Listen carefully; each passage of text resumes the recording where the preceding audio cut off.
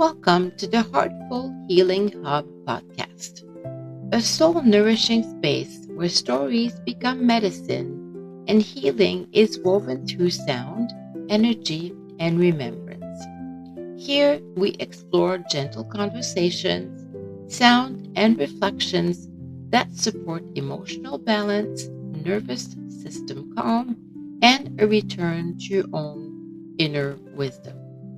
I'm so glad you're here. Take a breath, settle in, and allow yourself to arrive. In this week's episode, we will explore a quieter expression of joy, one that often gets overlooked, especially in a world that rewards energy, productivity, and momentum. Today, we are talking about joy when it feels like rest. Welcome. I'm your host, Deanne, sound frequency and energetic healing guide and fellow traveler on the path of embodied wellness. Before we go any further, I would like to invite you to pause with me for just a moment. Soften your shoulders. Let your jaw unclench. Take one slow breath in through your nose and a longer breath out through your mouth. There's nowhere you need to be right now. Nothing you need to fix or figure out. Most of us were taught, directly or indirectly, that joy should look a certain way. Joy is supposed to feel uplifting, energizing, motivating, productive. We expect it to arise as excitement, enthusiasm, or a burst of inspiration. And when it doesn't, we assume it's gone. But what if that assumption is part of the problem? What if joy hasn't disappeared at all? It simply changed its expression. There are reasons in life when the body isn't seeking expansion. It is seeking restoration. And joy in these moments doesn't shout, it whispers. There is a big difference between being tired and being weary. Weary lives deeper. It's not just a physical fatigue. It's emotional, energetic, sometimes even ancestral. It's the feeling of having carried a lot quietly for a long time. And when we're in that state, our nervous system isn't asking for more stimulation. It's not asking for motivation, inspiration, or another thing to try. It's asking for safety, softness, fewer demands. The body speaks this language fluently, but many of us were never taught how to listen. Here is something we do not hear often enough.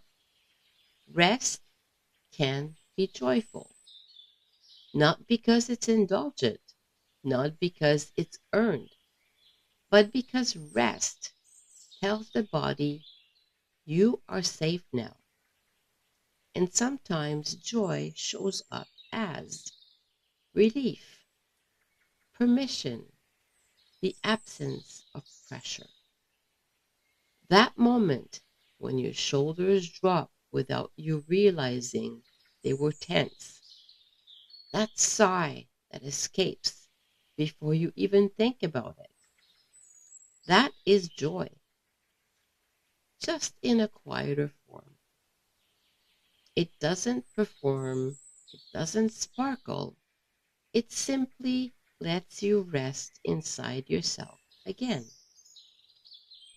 Now, I'm curious to see how many of you can actually relate to this next bit here.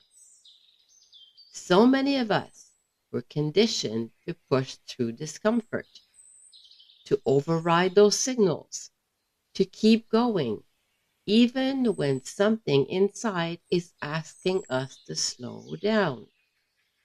And while that can be useful in short bursts, it becomes very harmful when it turns into a way of living.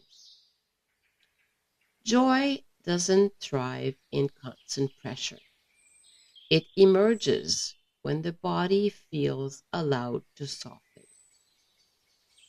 If you've been finding it hard to focus, hard to create, hard to feel inspired, that doesn't mean you're blocked. It may simply mean your system is asking for rest, not as a reward, but truly as medicine. I would like to offer you a question today. And this is not a question meant to change everything. It's not also meant to improve your life or optimize your time. Simply a noticing. Where could I allow myself to soften, even a little? Maybe it is doing one less thing today, or letting a task wait, or moving a bit more slowly, or speaking to yourself with a little more kindness, a little less criticism. You don't have to overhaul your entire life to honor this. Even just a few moments of softness can recalibrate the nervous system. And that recalibration is deeply joyful. Here is something I would like to say gently but clearly. If you are tired right now, not lazy, not unmotivated, but tired in your bones, you are not failing. You are listening. And listening, believe me, I know that, is not passive. It is intelligent. It is self respecting. And in many ways, it is one of the most profound acts of care we can offer ourselves. Joy doesn't always lift us up. Sometimes it gently lays us down. If any of this resonates with you, please know that you are most certainly not alone. Many of us are learning, sometimes for the first time, how to meet ourselves with kindness instead of pressure. And if you feel drawn to it, I would like to offer something gentle. If your spark has been feeling a little dim, if you know joy is still there, but you can't quite reach it yet, I have created a quiet, private offering called Sacred Spark. It is a short soundscape paired with a simple journal, not to fix you or motivate you or push you forward, but to help you warm back into yourself. Bring that joy back. This is not about doing more. It's about remembering what is already alive within you. You can settle in with a candle, a cup of cocoa, and your journal, and let your body lead the way back to warmth, ease, and presence. I'll share the link at the top of the show notes.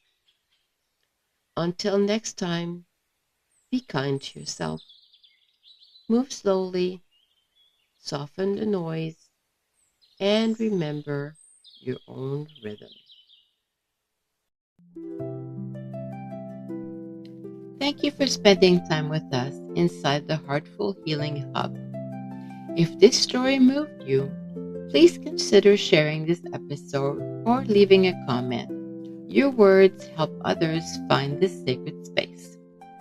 If you or someone you love has a healing journey to share, we'd love to hear from you.